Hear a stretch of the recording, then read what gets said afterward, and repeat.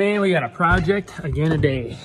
We just got back from a weekend trip to go pick up some metal from my old place that I used to stay at. And, well, let me show you what I got. So I still got a whole nother trip to go, but we got a whole bunch of random stuff.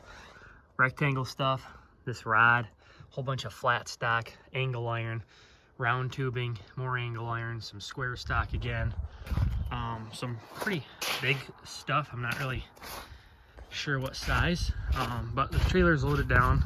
We brought back my weight bench, all my weights and stuff. So we gotta unload all this, but we gotta put it somewhere. And I really don't have any more room. So I'm gonna show you guys where we're gonna put it, but we have to build something to put it on. So that's what we're doing today. Let me go show you where it's gonna actually go.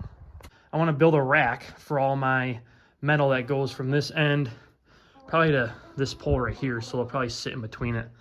So I'm gonna have to move these and level this out, but I just gotta measure, the inside to inside and kind of see how that goes, I guess. Or I might kind of set it in the middle. I don't know what I'm gonna do, to be honest. We're gonna have to just kind of figure it out and go from there. So I'm just gonna start measuring, and I'll show you where all the metal's at that we got, and go from there.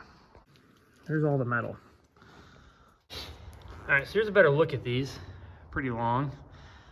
We've got a whopping 2 inches by 2 inches, and then this is, 1/8 inch. So let's see how long they are, just to make sure, so we can start shaping something up.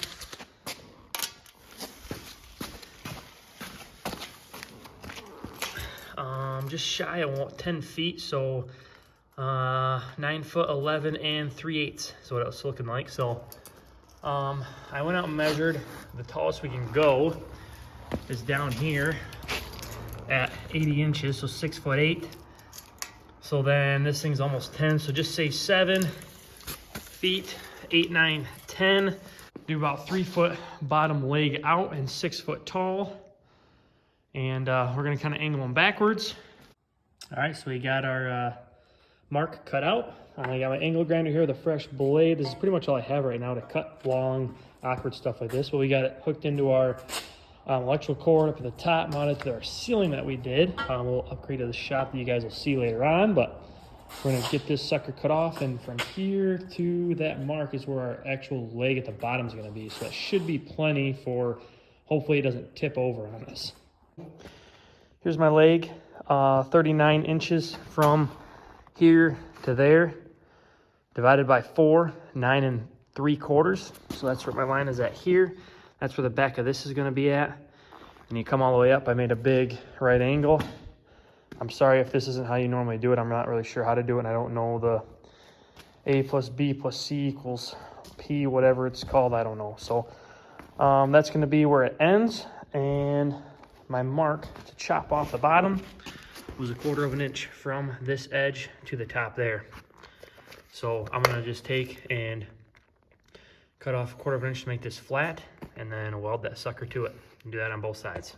Oh, the bottom one here I've already got tacked up on each side, so then I could lay this next one on top. I already got my 1/4 inch cut on this, and I got all my random clamps clamped up at the bottom here, so everything lines up. And I'm gonna tack this top one in place, and they should be dang near close. So give you a big overview here. You go from the top and you can kind of see it, how it sits at an angle. All right, we have done a lot of stuff off camera.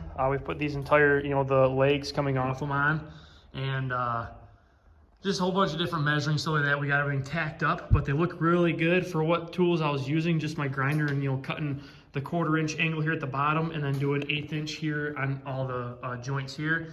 They turn out really good. I got no complaints for just using my angle grinder and, so my tape measure. So we're gonna, run it from here, and I think I was doing 1/14 for my entire width of it. So we're gonna get them all, get my other pieces cut, and then get these all fully welded in so I can start stacking metal on, because I need my trailer for the weekend, and it is Thursday. I got a couple days off for work, so we're trying to get stuff done as much as I can. I guess you got to do what you got to do when you don't have an extra pair of hands. We got our 55-gallon drum on the bottom, or barrel, plus some car ramps. I've got my bottom support tacked. I've got my center support tacked. It did come out pretty good. I don't know how this got off so much, but we bring in the top over maybe 16th or so, and that's going to be perfect, which I'm going to leave it just because that's, I mean, as good as I'm going to get. And then the bottom one, actually, let's go to this one here. This one is Dane center. And then this bottom one, the cement's kind of off, but you guys can kind of see that one did not do any good justice here. But actually, yeah, I guess so. I guess we're good to go on that one. So, yeah, sucker looks pretty good. I literally did. I'm sorry about the welds. I really am. I'm just kind of rushing through, but they don't look the greatest, to be completely honest with me. But I'm okay with that because I'm just using this for my welding rack, and I'm running out of welding wire. So most of everything is all good. I'm going to finish buzzing those in, and we're going to get this sucker set up and get some metal on there. Not good. We're going to have to see what we got around here. I finally got some 0.025. I'm not sure why this Lincoln Electric 140 Easy MIG does not like 0.035, does not like the non-flux or whatever it is either, the fluxless. All it likes is 0.025. This is what I ended up with.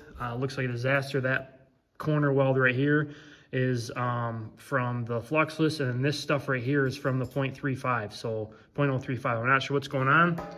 We got to grind that down, put this back on here. Here's the full spool, I think, of 0.035 from Hobart, and it doesn't work. So we're going to get this in here and get this sucker finished up.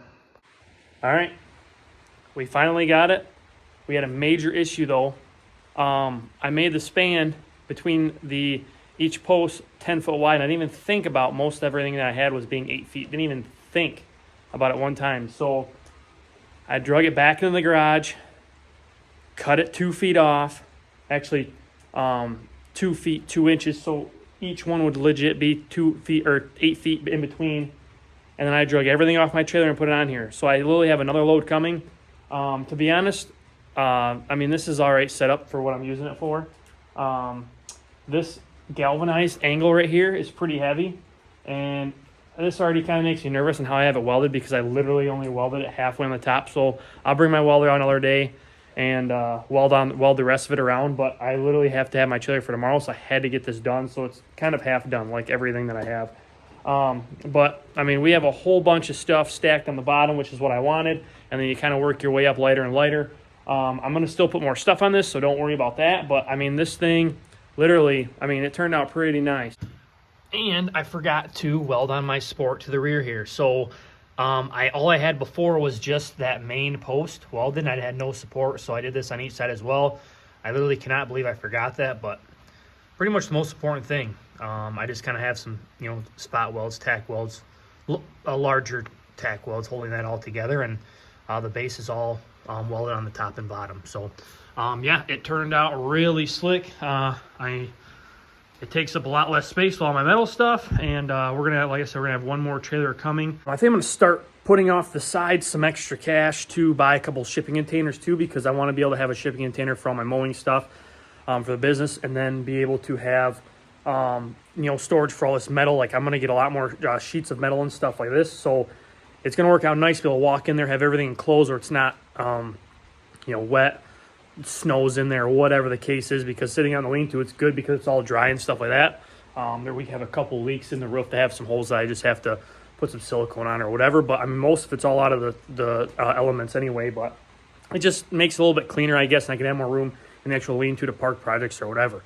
But other than that, the project's done. I'm happy with it. I can't complain at all. So hopefully you guys enjoyed it. I've got another project coming for the inside for editing. And yeah, it turned out good. So, all right, guys, appreciate it. Stick around, and there's going to be some more stuff for J Metal here, especially some trucks and other stuff coming. So I already got one in the garage. You probably saw in the background. So, all righty, guys, appreciate it. Have a good one. Some bonus footage, second trip for some metal here. We got a whole bunch of round tubing over here. That's really good. Some sheets of aluminum. We got some heavier dutier stuff with some plates on the bottom that I'm going to be doing hopefully my actual engine lift with. So yeah, second load, we're getting everything organized. I'll show you the entire stockpile once we get everything in here.